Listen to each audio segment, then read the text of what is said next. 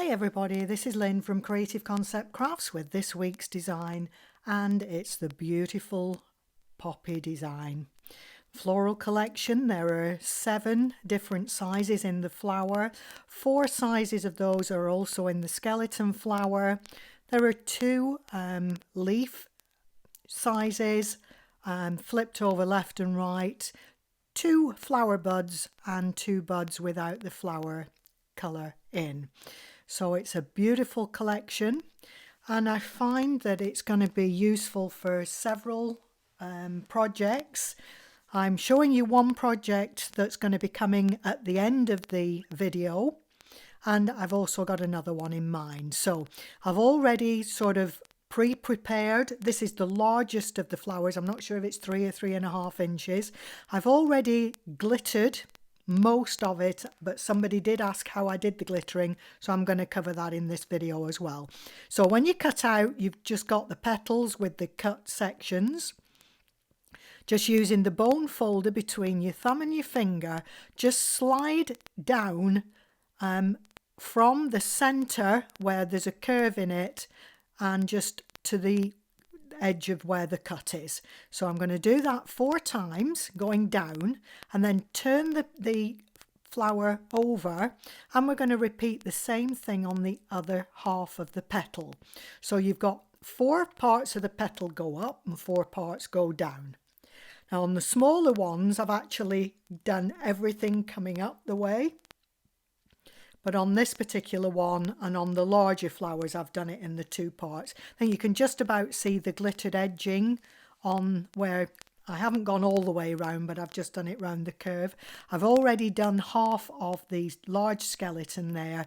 I've gone round the smaller flower petal, plus I've also gone round the skeleton. On the smaller petal I've done 2 up and 2 down again, alternate. So 1 up, 1 down as you go around, and I've done the same on the skeleton.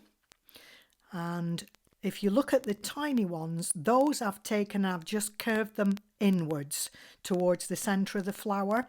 So there's an option, you could do that with the bigger flower if you preferred it that way. Depends how you like the look of the flower. And of course the glitter, as always, is optional. You may not like glitter. I'm a glitter bunny, so everything gets glittered at this house. They call me the glitter fairy. So all I've done there is just push that down with a ball tool, pushing it into an old mouse mat or a piece of foam. You'll find that the one that's got the sliced petal will curve a lot easier than the other 3 pieces, but don't worry, it's just pushing it down just to attach the hot glue. You'll find it'll all sit together really nicely once you've completed, and there's our little centre sepal. So we're ready to start gluing, but this is the petal with the bud, the leaf with the bud I should say, and the bud is going to sit underneath the leaf. So it's in the 2 parts, so I'll be showing you how to put that together. And this is one of the leaves. I've glittered all the others, so I'm going to be showing you how I've glittered that as well. Okay, so with half of the skeleton to glitter, so prepping the glitter, prepping the glue, and off we go. So all I'm doing is just flooding the area with PVA glue. It's cheap and cheerful. As you may or may not know, I live in Spain, so I try to source everything locally. Can't afford to import from the UK anymore. It just adds another 30-odd, 40% on top of prices that are already high. So I've now managed to source all my glues locally. I get the cardstock locally, and I've now found glitter card and metallic card locally as well. When I say locally, within Spain. So I've got no import tax anymore, thank goodness. So the pieces that haven't been glittered, I'm just completing the gluing. And I've got a little pot there that I use for my glitter. If you don't have one, a piece of paper does exactly the same thing. It's just to collect what's coming out. I shake it on rather than dipping in, if you know what I mean. So that's just one of the petals. I think you can see the white there that hasn't been done yet. So I'm going to go back now and repeat on the other piece. And if you've missed any bits, you can just go back in and make sure it's all covered. But then again, if you have missed a bit, it's not really important. How many flowers are exactly the same? Everyone's different. So if you've got some glittered, some not, that's fine. Nature is very individual. Well, that's my excuse and I'm sticking to it. So we'll just get rid of the red and then we can move on to the leaves. So first of all, I'm just going to turn the little leaf over onto the wrong side, and I'm just going to put a little bit of glue onto the little V-shaped piece.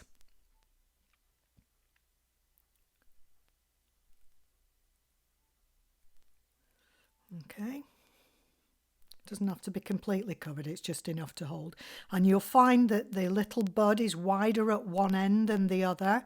The narrowest end goes in towards that green part. And once I've got it on, I'll bring it up to the camera and you'll find that the little green piece extends just beyond the edge of the bud, which it would in nature. So I said that's the largest of the two buds as one, just a little bit smaller. Now I'm going to add a little bit of glitter to the leaf. So I'm just going around that little V-shaped piece and coming round into the circle, and then I'm going to go about halfway down the stem as well. I'm not flooding this, it's just to give it a little touch, almost like there's a vein in the leaf. So again, shaky time, and that's that little piece completed. If you wanted to, you could add a little bit of glitter to the edge of the bud as well. Options. And I'm going about halfway down the stem of the leaf. This I'm not flooding. I'm not flooding it like I did on the skeleton petal. I'm just trying to put like a vein down the centre or off to one side of these leaves. Like I said, it's not important to get it equal. Nature is nature. Everything is different. So there you can see, just got a little bit of glue dotted here and there. And that's all our glittering completed on that. Like I said, you don't have to glitter. You can leave this flower completely without. And for some people, that may be your preference. That's fine. I love bling, so everything gets hit with the glitter pot. So we're now ready to start to put the flower together. Now normally when I do my flowers, I offset one layer and put it sort of at a 45-degree angle to the other. On this poppy, everything is lining up. So the layer below will line up exactly with the layer above. Just flatten your base piece down a little bit so that you can get into the centre to push that down. So all I've done is a little bit of hot glue into the circle of that skeleton. I'm just trying to get the base piece flat enough so that I can get inside to get that housed down with the hot glue. Now we're ready for the smaller filled flower. Again, a little bit in the centre, and the widest part of the petal of a poppy is towards the bottom of the flower. Again, I'm lining up from the layer below. So can you see there? Lining up top and bottom. You could try offsetting and see what it looks like. I haven't actually done it. I've kept everything lined up. I've gone true to the poppy, apart from the skeleton flower, which is my thing when I'm designing flowers. And now we just need to add the centerpiece. Don't be frightened of pushing down with your ball tool when you're gluing. That will add to the flower dimension. I don't like flat flowers. I like them with plenty of shape. So there's one completed poppy flower. That's the largest one. I'm not sure off the top of my head, it's either 3 or 3.5 inches, and we go right down to the smallest one, which is I think about 1 inch. So the larger flowers would be great for home decor. And like I said, I've got another idea mulling that I'm going to be trying, and it will probably be released at the same time as the stepper card, which is typical to Remembrance Day. So there's the 2 pieces of the main flower, the 2 pieces of the skeleton flower separated. So you can have an either or both together, which is what I've just done on the video. I like to mix when I'm creating anything and doing any floral decoration and adding them to cards or adding them to a wall decoration or something like that. I like to mix them all and tuck them in, and I just like the dimension that you get with the different sizes of leaves and buds and all the rest of it. So this is the little diddy flower, and like I said, I curved everything upwards on that one. That's the second size, the third size. Those 3 don't have a skeleton, and that's the first size. That's the smallest of the flowers with the skeleton, which goes up 4 sizes bigger. That one and 3 sizes bigger than that one. So there's our poppy floral collection. And like I said, there's 2 sizes of leaves, left and right, 2 sizes of buds and 2 sizes of buds without the flower in the centre. So they're light green buds. And this is prototype for a card I'm going to be releasing. I might be tweaking this. My husband came up with a couple of suggestions to improve it a little bit. That's the prototype, and of course, as ever, there's an envelope box. There'll always be a box, which I haven't yet done, but that will be in another video. I hope you enjoy it. Until the next time, bye for now.